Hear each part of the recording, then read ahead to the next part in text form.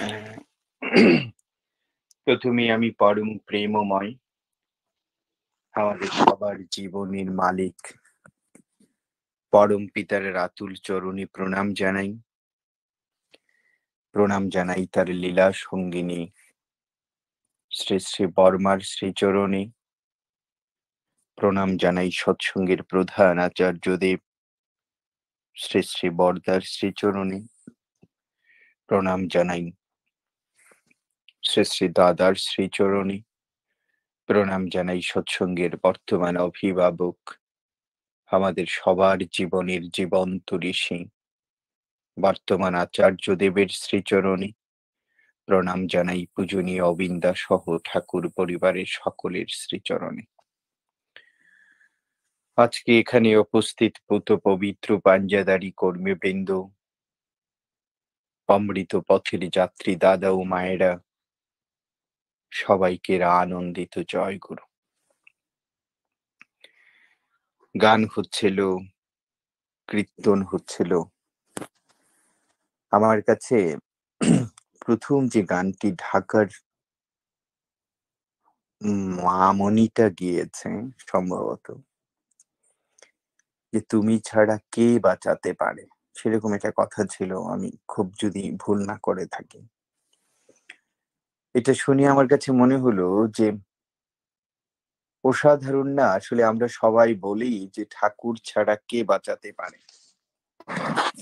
এই জিনিসটা আমরা এতভাবে ঠাকুরের উপর নির্ভর করি যে প্রভু তুমি ছাড়া আমার জীবনে আর কিচ্ছুটি নেই।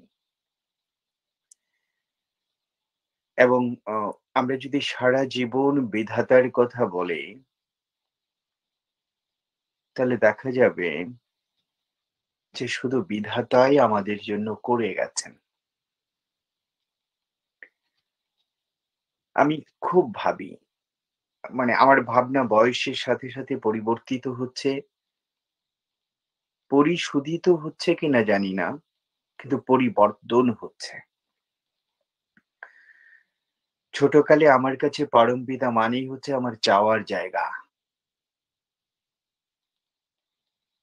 যে কোনো অন্যায় করে ঠাকুরকে ডাকতাম বাবা যেন না জেনে ফেলে, মা যেন না জেনে ফেলে। বন্ধুর সাথে মার্বেল খেলতে গিয়ে ভাবতাম যে আমি যেন আজকে কোটিটা ওর কাছ থেকে জিতে নিতে পারি। শুধু ঠাকুর। আমার যেখানেই প্রাপ্তির অভাব সেখানেই ঠাকুর। যে ঠাকুরকে আমি আমার প্রাপ্তির জন্য একজন নিয়োজিত মানুষ হিসাবে দাঁড় করিয়েছে। সরি। যখন বয়স বেশি হলো, কিছুটা পড়াশোনা করার যোগ্যতা অর্জন করলাম, তখন আমি বলছিলাম যে পৃথিবীর শুরু থেকে এই বিধাতা বলি, ভগবান বলি, পরম প্রেমময় বলি, পুরুষোত্তম বলি, গড বলি, আল্লাহ বলি, তারা শুধু দিয়েই যাচ্ছে। মহাপাপী তার চরণে গিয়েছে, হিরেতে পরিণত হয়ে গেছে। তাহলে কি বোঝা যাচ্ছে? ভালোবাসাটা অনেকটা একতরফা না? তুমি ছাড়া আমাকে কে বাঁচাতে পারে? এর চেয়ে সত্য পৃথিবীতে আর হতে পারে না যে তিনি আমাকে বাঁচিয়ে দেবেন। কিন্তু আমি কি করলাম ওনার জন্য? এই প্রশ্নটা কি আমরা বেঁচে থাকা মানুষ করি তো? আমরা কি ওই জায়গাটায় পৌঁছার পরে বলি যে প্রভু তোমাকে করিয়াছি জীবনের ধ্রুবতারা, আমার জীবনের আলো তুমি, আমার জীবনের পথ তুমি, আমি তোমার দেওয়া পথে হেঁটে সে পথের পথিক আমি হতে চাই। আর তখন যদি বলি তুমি ছাড়া কে বাঁচাতে পারে, মনে হয় জন্মের সার্থকতা পাবে। না এরকম হবে না যে ভালোবাসার যুদ্ধে আমি হেরে গেলাম, আমি বারবার হেরে গেলাম, যে আমার চোখের জল দেখে উনি আমাকে মানুষ করে দিলেন। সেই জন্মের আগে থেকে তার কাছ থেকে পাওয়া যে একটি প্রাণ পৃথিবীতে আসবে, নিরাশ্রিত অসংখ্য প্রাণ তার কাছে হাজির হয়ে বলে, প্রভু আমাকে তুমি পাঠাও। আমি এবার তোমার নামে নিজেকে ভাসিয়ে দেব। আসলাম, কত কিছু পেলাম, নিজেকে দিলাম কি? এই জিনিসটা আমার বয়সের সাথে, সাথে আমার কাছে মনে হচ্ছে যে আমরা কত কিছু বলি ঠাকুরকে। আজকে এক দাদা আমাকে একটা মেসেজও দিয়েছে তার দয়ার কথা যদি বলেন। আরে তার জীবনে তো আমার জীবনটাই পেলাম।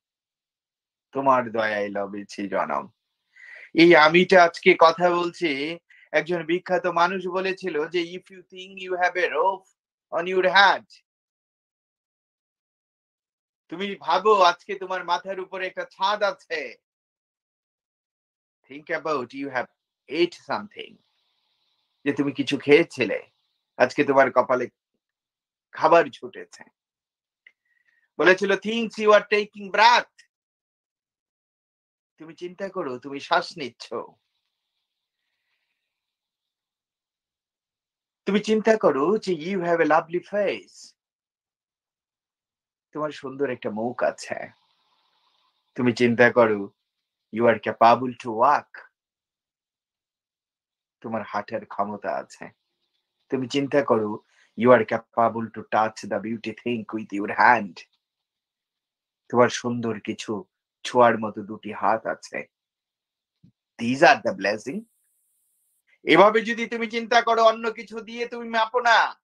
আজকে তোমার মাথার উপরে একটি ছাদ আছে, তুমি ছাদবিহীন হও নাই।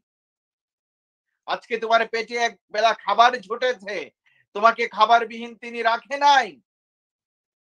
তোমার একটা সুন্দর মুখ আছে, মানুষ তোমার মুখের দিকে তাকিয়ে চোখ ফিরিয়ে নেয় না। তোমার দুটি হাত আছে, যেটা দিয়ে পৃথিবীর সুন্দর জিনিসকে তুমি স্পর্শ করতে পারো। তোমার দুটি পা আছে, যা দিয়ে তুমি প্রভুর বাড়ি পৌঁছে যেতে পারো। এর চেয়ে বড় তোমার জীবনে আর তার দয়া কি? যে মানুষটা আজকে চলে গেল, সে আজকে আর মুখে ভাষা পায় না। যে জীবটি গরু হয়ে জন্ম নিল, সাপ হলো, কীট পতঙ্গ হলো, তার মুখে মধু রাধা নামের ভাষা নেই। এটাই তো তোমার জন্য সবচেয়ে বড় দয়া, যে তুমি ভাষা পেয়েছো, কত কিছু পেয়েছো। এর চেয়ে বড় দয়া তো তোমার দরকার নেই। আমার বয়সের সাথে, সাথে আমি এরকম ভাবে ভাবি যে জীবনটা এরকম। তাই তার দয়া যদি আমি পেতে চাই, কি করতে হবে? সকালে আমি মানে আপনাদের দুপুর বেলাতে, ইনফ্যাক্ট বিকেল বেলাতে আমি ইংল্যান্ডেও কথা বলছিলাম। যে দেখেন তো, তার দয়া আমি কিভাবে পাবো? আমার জীবনটাকে একটা বৃক্ষ ভাবি। খুব আচার্যদেব বলেন কথাটা। যে আমার জীবনটাকে একটা লিচু গাছ ভাবি। আমার যদি একটা লিচু গাছ থাকে, আমি আমার মামা বাড়িতে দেখেছি, আমার বাড়ি তো ভাটি অঞ্চলে। যদিও আমার জন্ম বাড়িতে না, মামা বাড়িতেই বেড়ে ওঠা জন্ম। তো আমার মামা বাড়িতে অনেক লিচু গাছ এখন আর নেই। তখন ছিলেন, এখন কম। তো আমার ছোট মামা, মেজো মামা দেখতাম লিচু যখন আসে, লিচু গাছের গোড়াটাতে অতিরিক্ত মাটি আর পানি দিতেন। আর পুরোটা গাছ নেট দিয়ে ঢেকে দিয়ে অনেক বড় একটা টিন, আর টিনের ভেতরে একটা লাঠি দিয়ে সুতা দিয়ে সারা রাত টানতেন, যেন কোনো পশু পাখি রাতে বাদুড় যেন লিচুগুলি খেয়ে না ফেলে। তাতে লিচুগুলি বড় হবে, মিষ্টি হবে, মামা টাকা পাবে, অনেক বেশি বিক্রি করে। চিন্তা করেন। তাই যখনই পোকা বসে বা পাখি বসে, তখন সুতো ধরে টান দেই, ওই টিন থেকে শব্দ হয়, পোকাগুলি চলে যায়। দিন শেষে পূর্ণাঙ্গ হয় লিচু, গাছটি দেয় সুন্দর ফল। একটু ভাবেন, থিংক অ্যাবাউট আওয়ার লাইফ নিয়ে ভাবেন। আমার জীবনটাকে যদি সুমিষ্ট ফল করে নিতে পারে, সেই ফল আমার জীবন যেমন উপভোগ্য হবে, আমার প্রভুর জীবনে লাগবে। তাই জীবনে নামক দেহে রাধা নামক ঘন্টা লাগিয়ে টানতে হবে, তবে প্রভু আমাকে উদ্ধার করবে। এর বাইরে আর কিচ্ছু নাই জীবনে। কারণ কামিনী কাঞ্চন আমাকে প্রতি মুহূর্তে তারা দিচ্ছে, এটা কর, এটা কর। পৃথিবীর মায়ায় আচ্ছন্ন হয়ে যাচ্ছে আমরা। আমার কাছে প্রভুর চেয়ে প্রিয় আমার সহধর্মিনী, প্রভুর চেয়ে প্রিয় আমার সন্তান। একটি মানুষ আমি খুঁজে পাই না যিনি বলে যে আমার জীবন দিয়ে আমি প্রভুকে ভালোবাসি। একদমই না, একদম না। আমার বিধাতা যখন চলে গেল, তার লীলা শেষ করলেন, আমরা কেঁদেছি। তার সাথে কি চলে গেছি আমরা? না। আমার পূজ্যপাদ দাদা যখন চলে গেলেন, থমকে গেল পৃথিবী। যোগাযোগ বন্ধ হয়ে গেল, সৎসঙ্গ থেমে গেল। কিন্তু আমি কি চলে গেছি তার সাথে? যাইনি তো। কারণ আমরা আমাকে ভালোবাসি বেশি। তাই আমার চেয়ে প্রভুকে ভালো যদি না বাসি, তাই ভগবান, এটা আমি কি বাসবো? যে অর্জুন যে ধর্ম প্রতিষ্ঠা করলো, যার মাধ্যমে 18 দিনে যুদ্ধ হলো, ভগবান নিজে তার রথ চালালো, যে অর্জুন দিন শেষে তাকে অর্জন করে অর্জুন হলেন, তার ভিতরে অসংখ্য প্রশ্ন, দ্বিধান্বিত অর্জুন ভগবানকে চিনে নাই, বাধ্য হয়ে ভগবান বললেন সমগ্র জ্ঞান ত্যাগ করো পার্থ, আমার শরণাপন্ন হও। আমি সংসার, আমি সংসারের প্রতিটি কণা, আমি সূর্য, আমি চন্দ্র, আমি সমুদ্র, আমি অর্জুন, আমি দুর্যোধন, তুমি আমাতে লয় হও। আমি তো নিছক সংসারী একটা মানুষ, যেখানে কামিনী কাঞ্চন আর এই বিচিত্রময় পৃথিবীর মুখে আচ্ছন্ন আমি। তাই তো ঠাকুর বলেছেন, নিজের ধান্দাই থাকলো যারা, জ্যান্ত মরা রইল তারা। ইষ্ট ধান্দায় ঘুরলো সে, বাজিমাত করলো সে। প্রশ্নটা প্রতিটা মানুষের হৃদয়ে। আমরা সবাই নিজের ধান্দায় আছি। আমরা জ্যান্ত কিন্তু মৃত। এর বাইরে আর কোনো সমাধান নাই। প্রতিটা মানুষ লিভিং লিডার, মৃত জীবন্ত কণ্ড। কারণ আমাদের নিজের বাইরে আর কিচ্ছুটি নেই। ইষ্ট ধান্দা আমার বিপদে না আসলে আমি উঠি না। তাই চরম কষ্ট পেয়ে পূজ্যপাদ দাদা যাবার আগে একটি বিখ্যাত গান লিখে গেলেন, যে প্রভু তোমায় আমি বুঝতে পারি না। বৌরানী মা গাইলেন, কোথায় তুমি থাকো তা তো জানতে পারি না। খুব ভালোবাসি ঠাকুরকে আমি। আমি এতটা ঠাকুরকে ভালোবাসি, আমি এতটা পরম পিতাকে নিজের জীবনের সারথি বানাই, আমার জীবনের চালক বানাই। আর আমার জীবনের ঠাকুর কোথায় আছে, আমার নিতান্ত মৃত্যু নামক বিষয় কাছাকাছি না আসলে আমি বুঝতেই চাই না। আমি বাঁচতে চাই, আমি সেলফিশ, আমি স্বার্থপর। তাই ঠাকুর বলেছিল, নফর 10 জন মানুষ আমার কাছে আসলে 9 জন আসে নেবার জন্যে, দেবার জন্য কেউ আসে না রে নফর, শুধু আমাকে ভালোবাসার জন্য কেউ আসে না। পারেন তো তাকে ভালোবাসেন? পারেন তো ভালোবাসেন? তাই কুচুবা দাদা বলেছেন যে, "প্রভু তুমি কোথায় আছো? তোমায় আমি বুঝতে পারি না। সেথায় কি একলা তুমি থাকো প্রভু? সেথায় কখনো কি তুমি ঘুমাও? নাকি নিদ্রাহীন জেগে থাকো? সঙ্গ দিতে দয়াল কেউ কি আছে? কারণ তার কাছে যাওয়ার যোগ্যতা কি আমার আছে? যে আমি প্রভুর সঙ্গী হব, আমি মাধবকে ধারণ করব। আর যদি না হই, তাহলে তিনি একা।"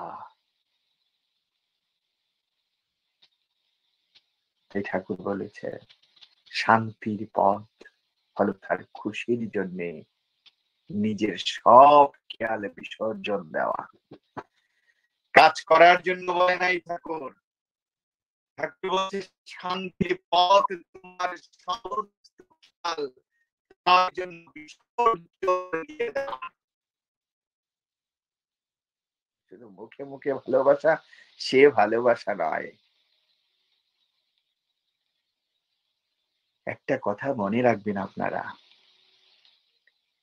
কালকে ঢাকা শহরে, আজকে দেখলাম বাংলাদেশে অনেক মানুষ, ঢাকা শহরে যদি আড়ং ব্র্যান্ডের শোরুম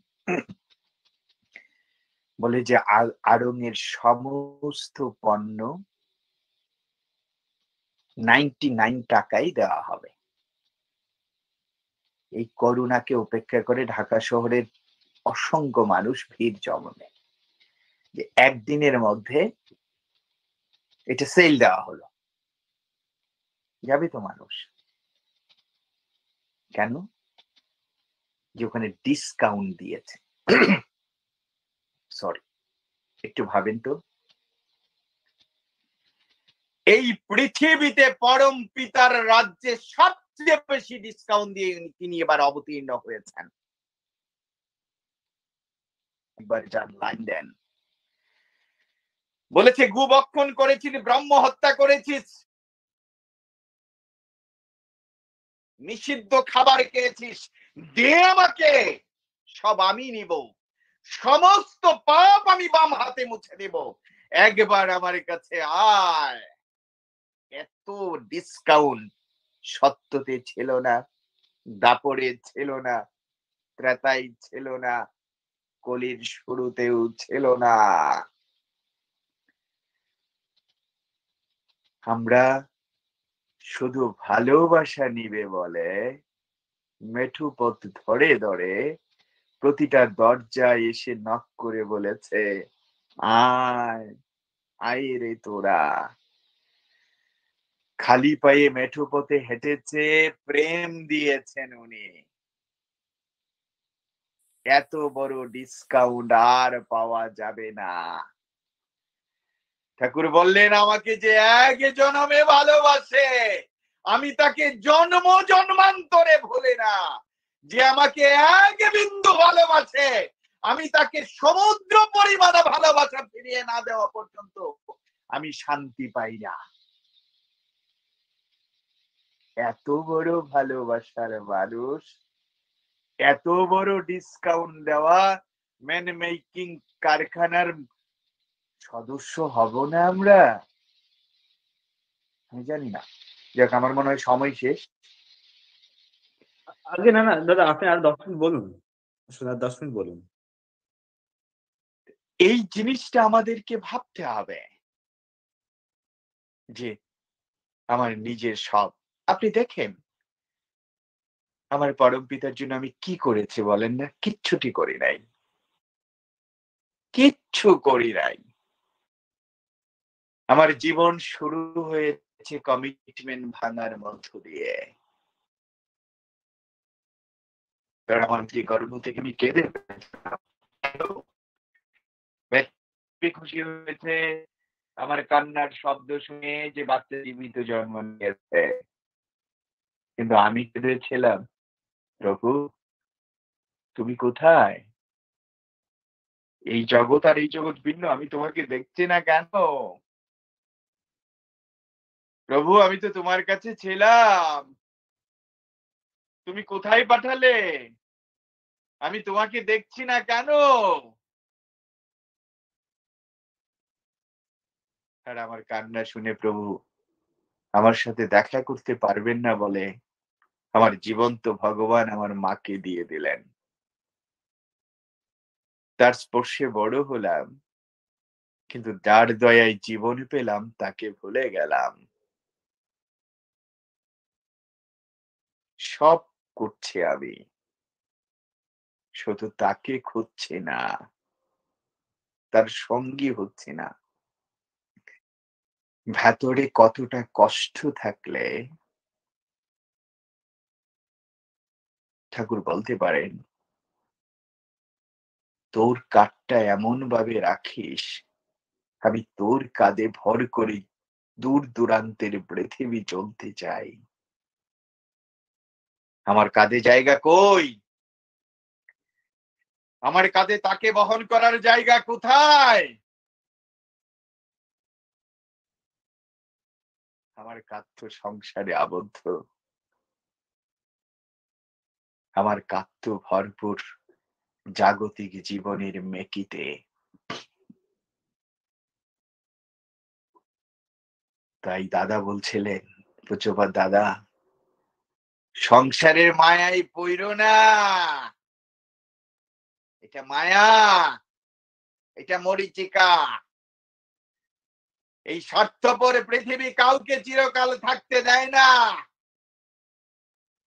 কাউকে দেয় না। আমার দাদু ছিলেন, দাদু চলে গেছে, এই পৃথিবী ধাক্কা দিয়ে শ্মশানে ফেলে দিয়ে বলছে, যা, এই পৃথিবীতে তোর জায়গা নেই। আমার দিদা ছিলেন, দিদাকে এই পৃথিবী থাকতে দেয় নাই। আমার বাবা ছিলেন, সারা রাত জেগে হোটেলে ডিশ মেজে ময়লা পরিষ্কার করে একটি একটি করে ডলার জমিয়ে ভাবতাম, আমার বাবার ক্যান্সার যেন ভালো হয়, আমার বাবা যেন না মরে, আমার বাবা যেন না মরে। দেশের বাইরে পাঠানো প্রত্যাশা যে আমার বাবাকে আমি মারতে চাই না, আমার বাবা মরতে পারে না। না, এই পৃথিবী আমার বাবাকেও থাকতে দেয় নাই। তাই পূজ্যপাদ দাদা বলছে যে don't be excited regarding the cosmopolitan life in the world. এই জীবনের বিচিত্রতার লাইফ নিয়ে তুমি মুগ্ধ থেকো না। স্টপ,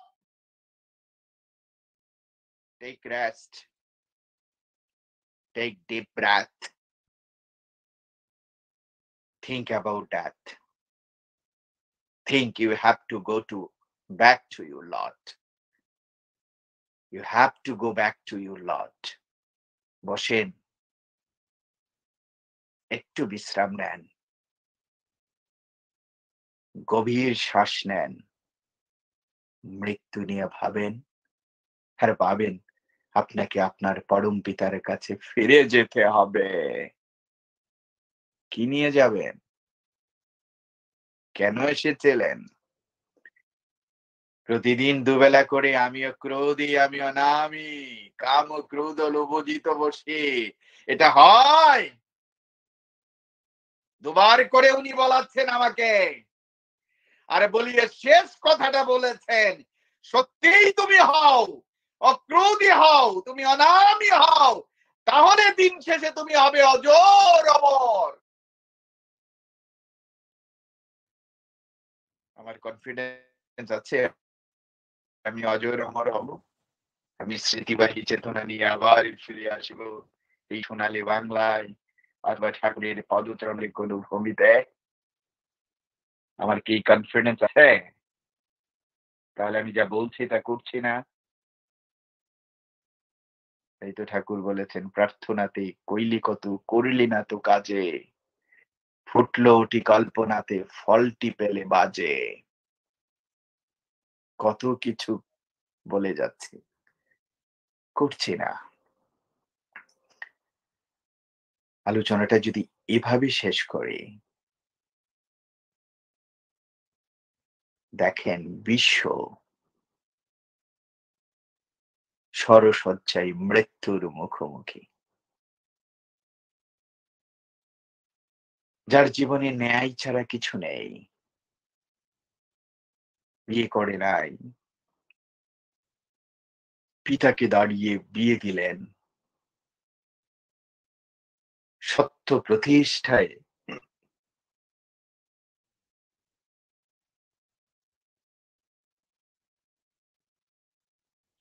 দণ্ডায়মান। সেই বিশ্ব সরসজ্জায় ভগবান শ্রীকৃষ্ণ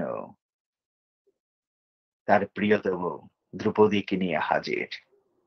এমন ভাবে দাঁড়ালেন যে বিশ্বের পায়ের কাছে, যেন উনার চোখ, কারণ শরীর তো অস্ত্র, উনি তো গান নাড়াতে পারবেন না। তাই ভগবান শ্রীকৃষ্ণ দাঁড়ালেন তার পায়ের কাছে। উনার মৃত্যুর আগে একটাই প্রশ্ন, হে কৃষ্ণ। এবং রাজা যুধিষ্ঠিরও দাঁড়িয়েছিলেন। প্রথম উনি বললেন যে, মহারাজ, এই যে তুমি কৃষ্ণকে দেখছো, সত্যে প্রতিষ্ঠিত কৃষ্ণ, সত্য অত্র প্রতিষ্ঠিত। এবং তিনি প্রশ্ন করলেন যে, কৃষ্ণ, আমারই অবস্থা কেন? ভগবান শ্রীকৃষ্ণ তখন বলেছিলেন যে, আপনার কয় জন্মের কথা মনে আছে? বলছে, আমার ৭ জন্মের কথা মনে আছে। আমি ৭ জন্মে কোনো অন্যায় করি নাই। ভগবান সেদিন বললেন, এর আগে? যে এর আগেরটা মনে নেই। বলছে, ৮ম জন্মে আপনি রাজপুত্র ছিলেন। আপনি রাজ্যে আপনার সাথীদেরকে নিয়ে হাঁটার সময় রাস্তা দিয়ে যাচ্ছিল একটি সর্প। আপনার রাজদণ্ড ছিল হাতে, সেই সর্পটাকে লাঠি দিয়ে ছুঁড়ে ফেলেছিলেন কাঁটা বনে।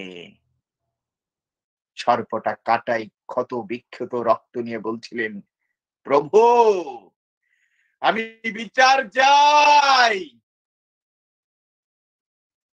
৭ জন্মে সেই বিচারের মুখোমুখি হননি। কিন্তু আমি তো অন্যায় করতে পারি না, হে পিতৃদেব। তাই জীবনের ক্ষণিক জিনিসও আমার তার লিখনের খাতা থেকে মুছে যাবে না। তাই ঠাকুর বলেছে, এখনো সময় আছে, এখনো উঠে দাঁড়াও, এখনো চলো, এখনো করো। এই জীবন তোমাকে শাশ্বত জীবনের দিকে নিয়ে যাবে। আপনারা ভালো থাকবেন, পরম পিতার কোলে থাকবেন। আমাকে অফিসে যেতে হবে, রাত্র ৯:২০ বেজে গেছে। পরম পিতার কাছে প্রার্থনা জানাই, পরম পিতা আপনাদেরকে তার কোলে রাখুন। সমস্ত দিন শেষে আমরা যেন তার সন্তানের দাবি নিয়ে তার চরণে জায়গা করে নিতে পারি। জয় গুরু সবাইকে।